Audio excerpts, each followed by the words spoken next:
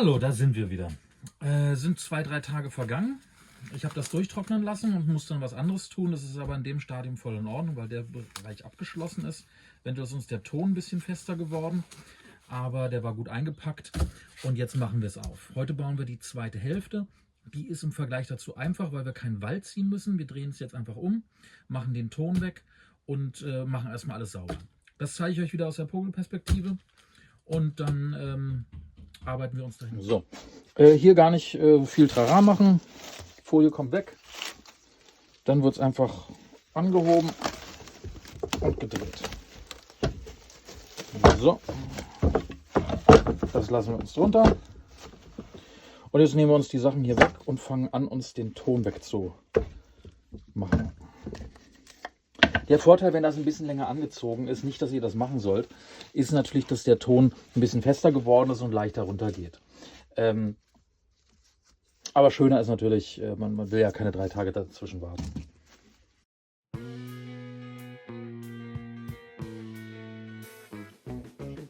Und hier so eine Sachen, hier, die müssen weg. Die brechen uns sonst ab und sind uns nachher überall drin. Da gehen wir gleich einmal mit dem Cutter rüber und machen das raus. Ich würde für sowas am liebsten so ein Holztool nehmen, weil mit dem kann man nicht ganz viel Schaden anrichten. So Metalltools schneiden gerne rein, sind manchmal unerlässlich. Und das ist ein bisschen breiter. Hier ist ein ganz kleiner Pinsel zum Saubermachen. Da können wir uns gleich noch was Größeres holen. Das habe ich schon gesehen, als wir die Form weitergemacht haben. Hier habe ich uns die Kies abgeschnitten. Da war ich zu dicht dran. Also da war das Silikon nicht weit genug. Das hätte bis hier laufen sollen. Haben wir aber nicht weit genug gemacht. Also ich habe es nicht weit genug gemacht. Das ist aber jetzt kein großes Problem. Wir haben immer noch genug Material hier. Wir müssen nur aufpassen mit der Silikonschale, dass wir hier keinen Unterzug haben. Aber auch das müsste durch den Gips ausgleichbar sein. Da gucken wir nachher nochmal genauer drauf. So. Wie gesagt, ich habe hier ein relativ festes Modell. Deswegen bin ich hier nicht ganz so limitiert, was den Kontakt des Tools mit dem Objekt, was ich abforme, hat. Das kann anders sein, wenn ihr das modelliert habt und es aus Modelliermasse ist. Ich habe schon mal gesehen, da habe ich jemandem in der Werkstatt gesagt, komm hier, jetzt machst du bitte die Form sauber. Das Silikon muss abgewaschen werden. Und dann hat er alles rausgenommen, das Silikon vom Positiv abgezogen und es dann gewaschen. Habe ich mich falsch ausgedrückt. Das muss natürlich alles hier zusammenbleiben. In dem Moment, wo ihr das Ding rausnehmt, kriegt ihr es nicht mehr so zusammen, dann wird immer Silikon reinlaufen und ihr habt keine schöne Form mehr. Das ist, aber wenn man es nicht weiß, woher soll man es wissen? Ne? Deswegen muss man da einmal gut kommunizieren irgendwie und damals hatte ich nicht gut kommuniziert. Also das war auch etwas, was ich mir auf die eigene Kappe schreiben musste.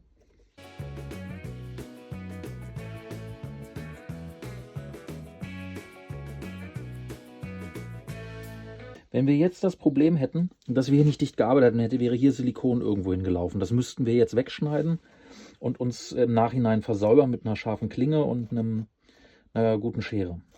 So, jetzt gibt es Möglichkeiten. Man kann jetzt hier sich so bei so kleinen Verunreinigen so einen Mini-Pinsel nehmen und geht hier schön rein und macht das sauber. Das hat aber das Problem, dass ich über den Ton rüber wische, weil der Pinsel nicht hart genug ist. Deswegen würde ich so einen Pinsel hier nehmen. Und ich will, dass es hier eine harte Borste ist.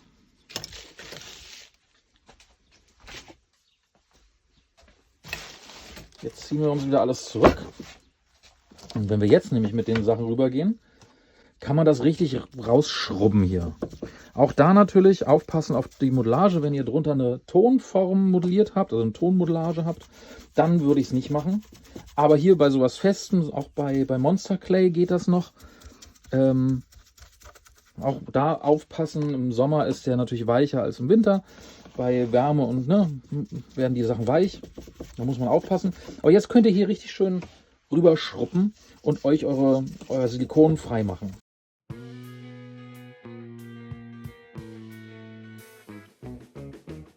Und ihr seht jetzt schon hier, die ganzen kleinen Fragmente fallen jetzt da rein, weil ich mir hier immer wieder was abbreche. Das machen wir sofort. So, wir machen jetzt erstmal hier den Überschuss vom Gips weg. Dazu kann man eine Raspel nehmen. Ich nehme einen Cutter dafür. Habe ich denn die Raspel hier? Genau hier. Also so ein Gerät könnt ihr auch benutzen, dafür sind die kleineren schöner. Das hier wäre mir jetzt zu groß dafür. Aber das geht. Ich würde jetzt hier einfach mit dem Cutter das mir wegnehmen. Das ist auch Alabaster-Gips, der ist jetzt nicht so hart, dass man da nicht durchkommt. Und er ist auch noch nicht komplett durchgehärtet.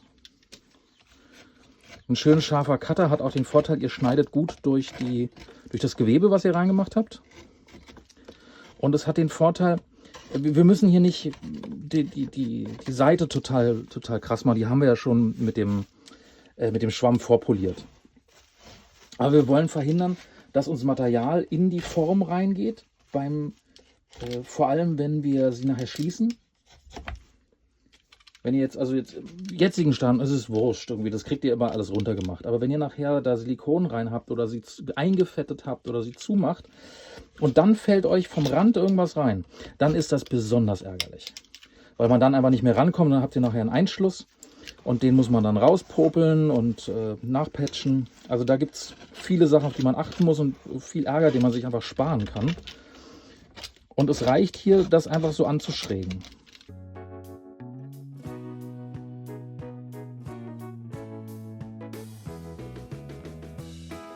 Das sind keine Sicherheitshandschuhe. Nur nebenbei erwähnt.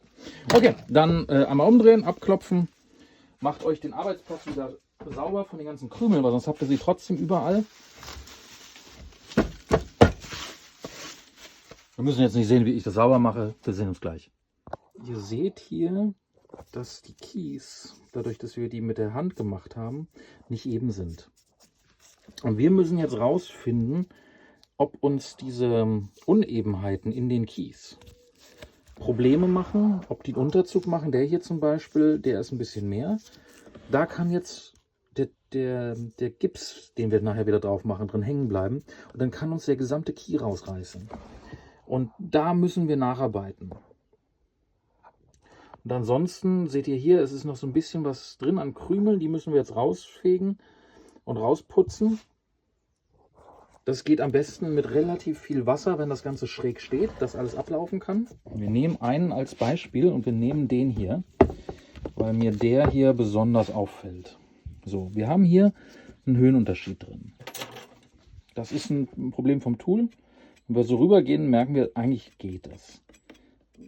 Aber wir wollen ja trotzdem auf Nummer sicher gehen und nehmen uns dafür jetzt ein Schlaufentool.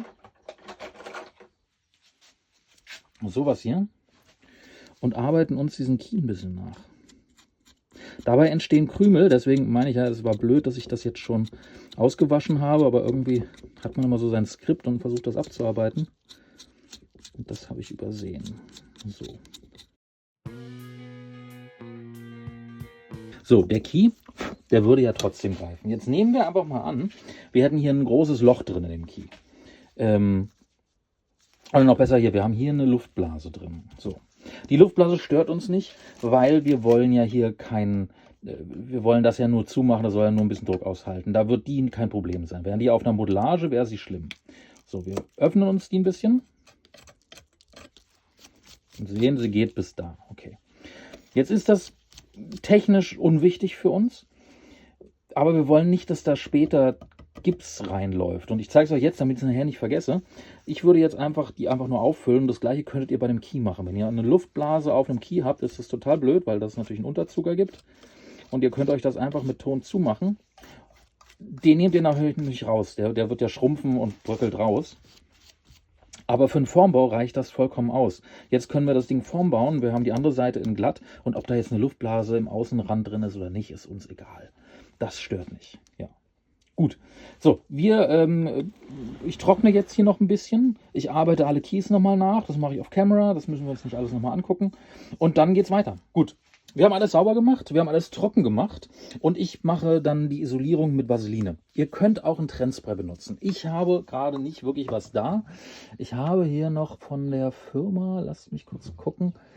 Hier, ich habe noch Ultra Release, aber das ist nicht für Silikon gedacht eigentlich. Das gibt von Easy Release gibt es sowas, das ist ganz schön. Das kriegt ihr bei Kaupo. Es gibt Epoxy-Parfüm von Mold Life und so. Das könnt ihr alles benutzen. Ich nehme Vaseline, ist ein bisschen dicker. Stört mich hier aber nicht, weil das Silikon auch so ein bisschen die Vaseline aufsaugt. Klingt jetzt doof, ist aber leider so. Und deswegen mache ich das. Ich gehe auch ein Stückchen über den Rand rüber. Man muss nicht alles machen, aber ich will ein bisschen drüber sein auf jeden Fall. Falls ich nachher nicht mehr richtig rankomme. So. Und das ist es. Ich habe eine ganz dünne Schicht auf die Modellage gemacht. Muss man eigentlich nicht, aber kann man machen. Hat eh nicht viel Struktur. Wenn so viel Struktur hätte, würde ich es nicht tun.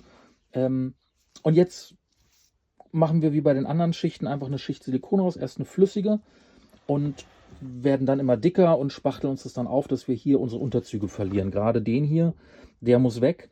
Hier unten haben wir einen drin. Hier sind welche drin. Da ist auch ein Unterzug dran. Hier ist ein Unterzug. Die müssen wir alle mit Silikon aufspachteln. Und dann können wir die Gipsschalen entfernen und können danach das Silikon abperlen. Und wir haben kein Problem mit den Unterzügen. Gut, ich rühre Silikon an. Wir sehen uns gleich. Okay, wir rühren uns wieder die erste Schicht an. Die erste Schicht ist wie immer unangedickt und uneingefärbt. Haben das alles gut auch mit den Rändern einbezogen beim Mischen.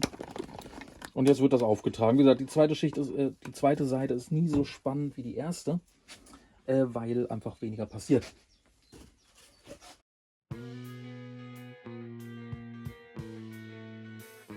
Okay, dann sehen wir uns gleich wieder, wenn es ausgehärtet ist. Also muss nicht komplett aushärten, es muss nur so weit aushärten, dass wir die zweite Schicht machen können.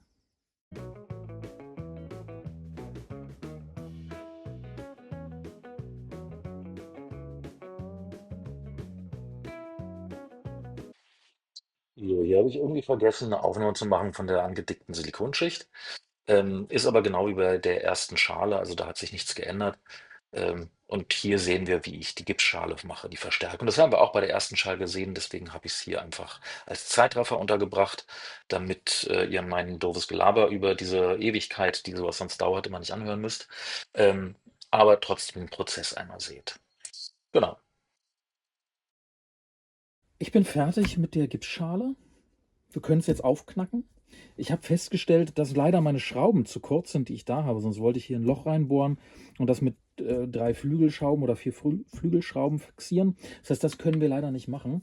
Aber wir haben es gut genug gebaut, dass man es mit einer Schraubzwinge zumachen kann. Das ist der Weg, den wir nachher nehmen werden. Wir machen es jetzt erstmal auf. Und wir machen jetzt die Form auf. Das heißt, wir setzen hier, wo wir uns den Ton gesetzt haben, einen Schraubenzieher rein. Wir machen auf der gegenüberliegenden Seite das gleiche und gucken mal ganz vorsichtig, ob es sich aufknacken lässt. Ja, da ist er. Jetzt machen wir das gleiche nochmal hier vorne. Da haben wir jetzt keinen Gegenpart. Und wo ist der?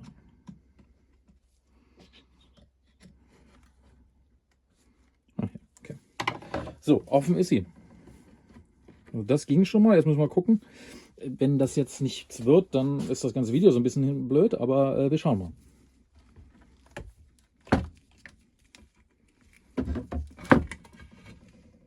Okay.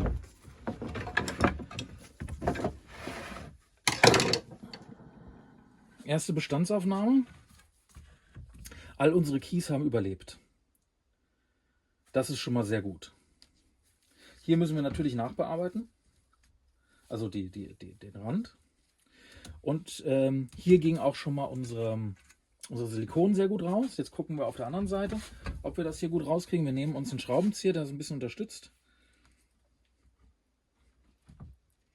Und auch hier geht es raus. Hervorragend. Das heißt, das hier ist jetzt unsere Silikonschale.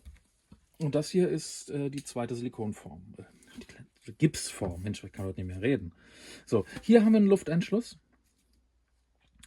Das ist nicht schlimm, da auch. Und hier auch. Das ist, wenn wir den Gips auf den anderen Gips machen, zieht der Feuchtigkeit und bindet wesentlich schneller ab. Da hätte ich noch mehr nacharbeiten müssen. Ist aber erstmal kein Problem für uns, weil die Auflage steht ja trotzdem. Wenn wir das ich mache es jetzt nicht zu. Das zeige ich euch gleich. So, wir packen jetzt aber nochmal das hier aus, um zu gucken, wie das Silikon aussieht. Das fragt ihr euch ja wahrscheinlich auch. Und vielleicht klebt es ja auch zusammen und wir kriegen es nie auseinander. Aber wir sehen hier, dass es sich gut trennt. So. Wir gehen aber rum und lüpfen den Rand, wenn man das so sagen darf. Vielleicht zeige ich das größer. So, genau. Hier hatten wir den Unterzug drunter, das heißt, wir gehen erstmal von hinten. Das ist nicht schlimm, ich will bloß das Modell nicht kaputt machen, das würde ich der Künstlerin gerne so zurückgeben, damit, falls sie das mal für was anderes benutzen möchte. Und jetzt haben wir hier unsere erste Schale und hier die zweite. Das hier war unsere Hand. Und wir sehen, dass das eigentlich gut aussieht. Wir haben keine Lufteinschlüsse drin. Natürlich, wir haben hier zwei Farben. Ne? Wir haben die helle und die blaue Farbe, ganz klar. Hier sieht man auch, wo dann sich der Bereich gesammelt hat, aber das ist ja für uns unwichtig erstmal. Das müssen wir sauber machen, das ist einfach ein bisschen Ton. Und auch hier ist es ganz schön geworden. Keine Lufteinschlüsse. Einmal auswaschen und gut. Und das hier hinten, das schneiden wir uns weg. Das machen wir jetzt im Nachhinein. Das ist das, wo es runtergelaufen ist, das wird weggeschnitten. Und dann können wir sie uns wieder zusammensetzen.